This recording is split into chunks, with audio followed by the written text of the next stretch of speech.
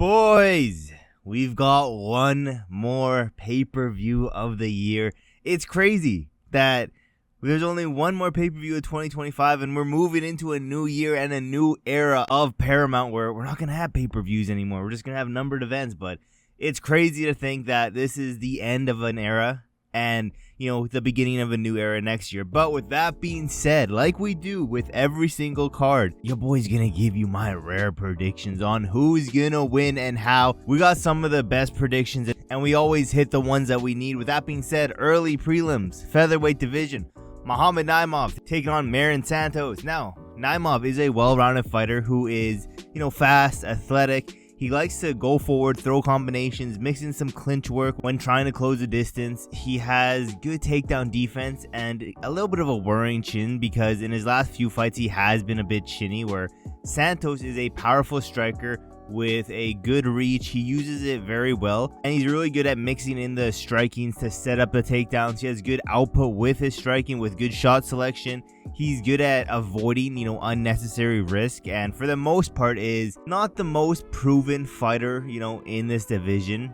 But, he has a wide ass base. He has good balance, which helps him with his takedown defense, but on the ground, specifically with his submission game, it's pretty limited. But Santos will just be one step ahead in this fight. It's a close fight. I think he's just going to be one step ahead of Naimov this entire fight. Naimov has never really fought with any urgency in his fights, and if he's one step behind, he's always going to be one step behind. He's not going to try to push the pace to win the round the last few seconds of the round.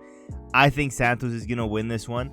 Plus, Santos has one of the craziest builds in the UFC, so that has to add for something. I'm going 29-28 decision for Santos. Let's get into middleweight now. Mansur Abdul-Malik taking on Antonio Tricoli. Now, Malik is a good grappler with a high level, ability to finish the fight.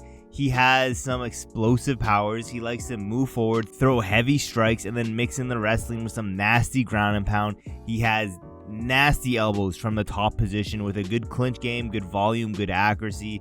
His cardio a little bit unknown, a little bit of a concern, and he does tend to gas out in round two, which is not good. Or he'll be too slow and he can be exposed by a faster striker, as well as he has a pretty limited experience of fighting the best of the best. But I don't think Tricoli is, the best of the best. He's a decently sized middleweight. He's well-rounded. He has this Muay Thai base, and he has good KO power. He has good submission threats. His striking defense isn't the best, and he can absorb a lot of damage, as well as his takedowns are pretty weak. I'm going to let you guess who's going to win this one. Abdul-Malik is going to catch a body over Tricoli. I'm going round one, nasty ground and pound finish. Let's go down to light heavyweight. Iwo Baraniewski, I don't know, I hope that's right, is a explosive striker with good KO power, some submission threats here and there. He has a judo background with high level grappling, but he doesn't have the most experience, in general, not just, with high-level opponents, with going the distance, with fighting X, Y, and Z type of opponents. He doesn't have that much experience. There is a lot of unknowns surrounding this dude, where Aslan is a striker who has some good power. He's pretty sloppy. His power makes up for it, though, but he's a sloppy striker with questionable cardio and just a retarded fight IQ. And although, yes, there's a lot of questions and unknowns around Baraniewski, but he's more well-rounded, and he's got that Polish power. Plus, Ibo, in my opinion, is just trash. I'm going round 1 KO for him. Let's keep moving down, though. Lightweight division. We got Edson Barboza taking on the returning Jalin Turner. Now, Barboza, a UFC vet, one of the best unks in the division, being one of the best kickers in UFC history with explosive leg kicks, switch kicks, wheel kicks, and back kicks. And he does all that shit without having any telegraph to his kicks, which is insane. But he has some dangerous body shots like we saw against Hooker. He has some tight hooks, decent wrestling defense, and good takedown defense. But he can struggle under pressure. And it just seems like as of recently, this dude has just abandoned his kicking game, as well as he has no real grappling at all. And as he ages, he seems to get rocked a lot more and more, which is not good. Where Jalin Turner is a forward pressure boxer who has a fairly well-rounded game set, being able to KO you, submit you, and having a huge reach advantage for this division at 77 inches. He has a really hard time defending low kicks though, so that's a good opportunity for Barboza, and his grappling defense isn't the best. I think this shit's going to stay on the feet majority, if not the entire fight, and Jalin just needs to watch out for those leg kicks, and if Barboza's smart, he's fucking throwing, he's chopping that leg, he's actually using his crazy kicks instead of abandoning them. But Jalin Turner is still really good, but he literally this dude literally rage quit his last fight and retired, so hopefully he's more dialed in. But I think he's going to be, one, too big, too fast for Barboza. Barboza is getting up there in age, and he's getting rocked more and more. I think if Jalin Turner rocks Barboza, he's putting him out. I'm going round 2 KO for Jalin Turner. And the narrative after this fight is, should Barboza call it a career? Let's go down to middleweight, though. Marvin Vettori, Brunno Ferreira. Crazy how this is in the prelims. I'm not going to lie. This is a crazy fight for the prelims. But Marvin, early prelims, not even normal prelims. This is the main event of the early prelims. But Marvin Vettori, a grappler who has developed some striking skills enough that he barely relies on his grappling anymore. With one of, if not the best chin in UFC history. But, after his hiatus and coming back, he hasn't looked all that impressive, even though before, when he was fairly active, he was never all that impressive, where Brunno Ferreira is a powerful, light-footed fighter who mixes up attacks very well. He can also mix in some grapplings with some powerful takedowns, some slick BJJ, but he does tend to be a slow starter, and his endurance is pretty questionable. Even though, he'll be a slow starter, I just don't think Vettori is all that great and is just getting worse and worse by each fight. He will piece up Vettori on the feet, but I do think he's going to start to fade as the fight goes on. Vettori has a good gas tank. I think he has the best chin in MMA as well, so I don't think he's going to chin Vettori. But I think he's going to fade as the fight goes on. Vettori's going to start coming on, and I think it'll be a little bit too late for Vettori. 29-28 could be a split decision, but I think Ferreira is going to bank the first 2 rounds and starts to slow down and lose the last round and maybe a little bit of the second round. Let's go down to the prelims now. Lightweight division. Nazim Sadykhov taking on Fares Ziam. Now, Sadykhov is a solid kickboxer, good speed, power, but he's not reckless, and he does take his time on the feet to find the openings, moving forward, waiting for the perfect counter. He sometimes does have some bad fight IQ, randomly throwing some spinning shit, where Ziam is a long-rangey striker who is good at working in the clinch. He has some good leg kicks that he used to manage the distance, with some sneaky elbows when it's in the clinch, and a good style that makes him avoid unnecessary risk and picking the perfect shots. He can be a bit of a slow starter because of that style, just, waiting for that perfect shot. I think this is a very close fight. It could go either way.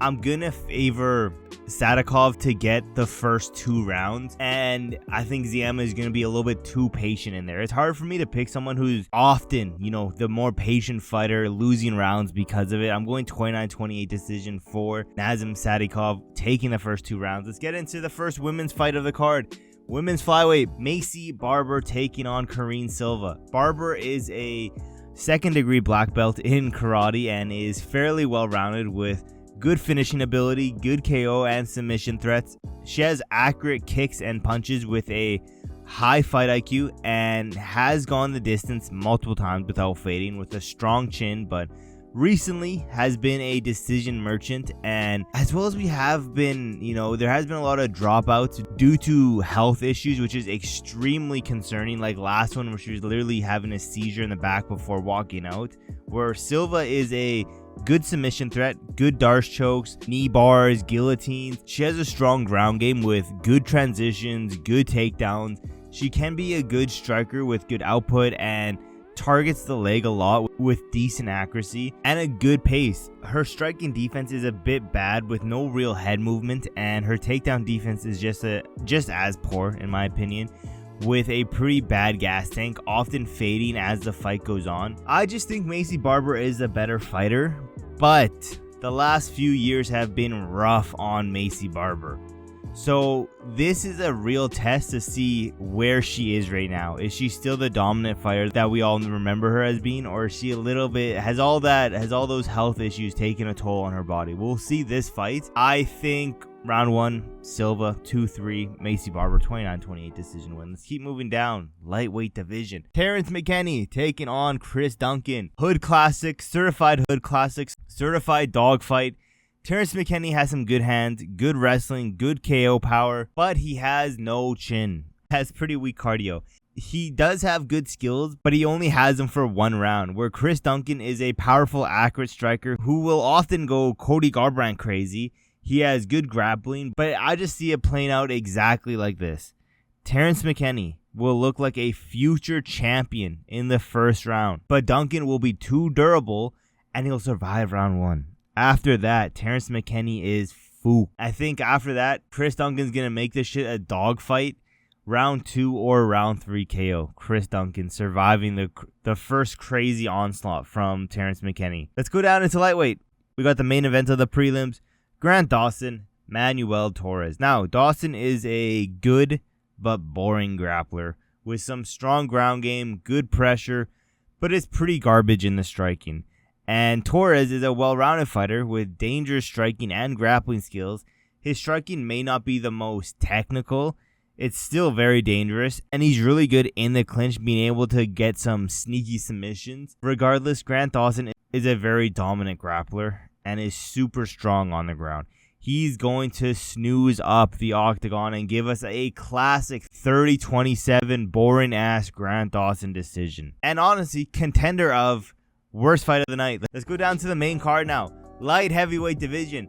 Jan Blachowicz taking on Bogdan Guskov. Now, my boy Jan Blachowicz, he's 42 years old, but he's a former light heavyweight champion who's, he was out for a few years, came back. He's had these old man shoulders for a while. He's got them replaced, but he is still a well-rounded fighter with underrated wrestling, good striking skills, and some sneaky counter-striking with some diverse striking, powerful crosses in both hands, good uppercut, great kicks, and great grappling abilities. However, his striking can be pretty telegraphed at times, where Guskov, we got evil Anthony Smith. He's dangerous in the first round with great power, good boxing, good accuracy. He's good at using his reach for the division, as well as he has some submission threats. His takedown defense and grappling are pretty limited, but still improving. I think Jan Blachowicz is still one of the best light heavyweights on the planet. I think he beat Carlos Ulberg, in my opinion. And I think he's going to beat Guskov here every way. I could see him beating him in the striking. I could see him taking down Guskov and wearing him down there. It's not like both these dudes have the best cardio in the world or the craziest cardio, but they have cardio to go all 3 rounds. But I think Jan Blachowicz, former champion, going 5 rounds regularly, a 3-round fight should be pretty easy for him. I'm going Jan Blachowicz 29-28, dropping 1 round, but getting the other 2. Let's get down to bantamweight though. Potential retirement for Henry Cejudo taking on Payton Talbott. Cejudo, Olympic gold medalist, former 2-division champion, and is now, I think, 39 years old, which is important, especially at bantamweight, where Talbott is, I think he's probably still one of the highest regarded prospects in the UFC.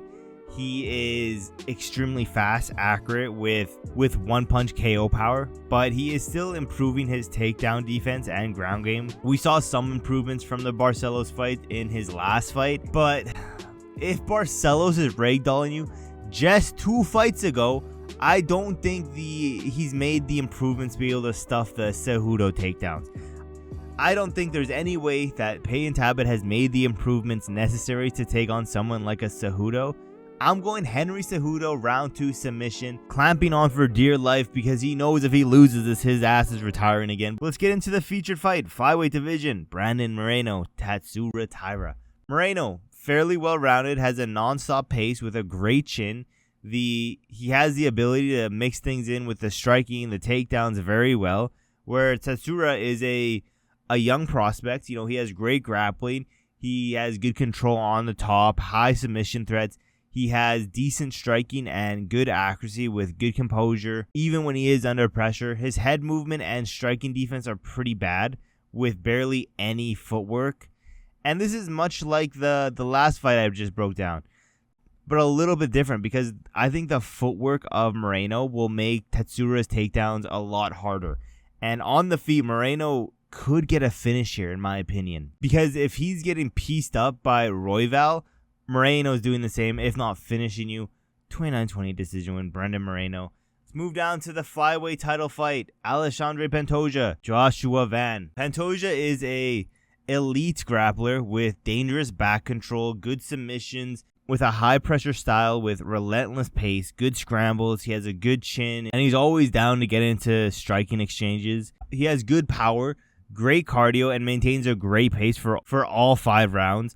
But his striking defense can be exposed because of his willingness to get into brawls and take unnecessary damage, where Joshua Van, 23-year-old, aggressive striking prospect with great striking, good pace, who is improving from fight to fight and has decent takedowns and scrambles, but it could be better. His aggressive style can leave him wide open to counters like we saw in a lot of his fights, but this is like the last 2 fights I just broke down. However, why does it feel like Van is going to KO Pantoja here?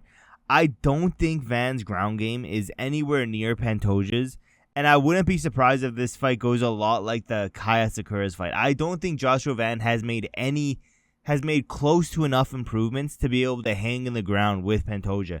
And again, I think it's going to be so much like the Kaya Sakura fight. Very dangerous on the feet, but on the ground, Pantoja will be able to do whatever he wants. I'm going round 2 submission, rear naked choke for Pantoja. Let's get into the main event now. Bantamweight division. Merab Dvalishvili, Peter Yan. The rematch that, some of the best fighters in the world, the rematch that nobody asked for, which is insane. And that's just because how dominant the first fight was. But Merab, a well-rounded fighter, crazy takedown volume, good strong wrestling. He uses his pressure-heavy style to overwhelm his opponents over 5 rounds with his non-stop pace. He's never tired. He's never out of breath in the slightest. He has good ground control. He is very durable. He has non-stop takedowns. And he doesn't use it to, get a successful takedown. He uses it to take his opponent down, make them climb their way back up, take them down, make them climb. He does that to tire out his opponents, and he does it very well. He doesn't have many threats, though, when it comes to finishing the fight. No real power or submission threats, even though in his last 2 fights, he submitted Sean O'Malley and almost knocked out Corey Sandhagen. I don't think he has much threats in finishing the fight. And again, he always has the same game plan every single fight, where Peter Yan is a elite striker with great combinations, good power, good hooks, uppercuts, with great pressure, good takedown defense, scrambles, and is fairly well-rounded, but isn't much of a submission threat. But he does have good top control, dangerous ground and pound, and his cardio and pace is good for a good high output 5 rounds with a high fight IQ, but he is notoriously a slow starter and needs to get a round or 2 into the fight, which I think is going to play huge here. I love Peter Yan. He's a great fighter, but both these dudes have improved. I'm not going to lie. They have both improved. Merab have just improved 3 times as much as Peter Yan, it seems like.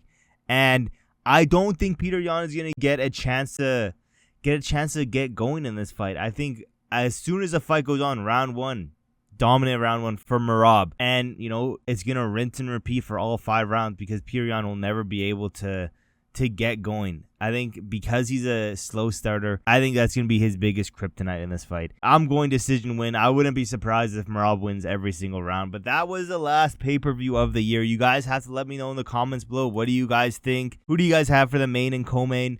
And then we got one more fight card to end off the year. And then I'll let you guys know what my prediction rate was for this year, because I've been keeping counts. I have it all written down here. I'll tell you guys that probably during the Royval versus Cap matchmaking videos. But thank you guys for watching to the end of the video, and I will see you guys in my next video.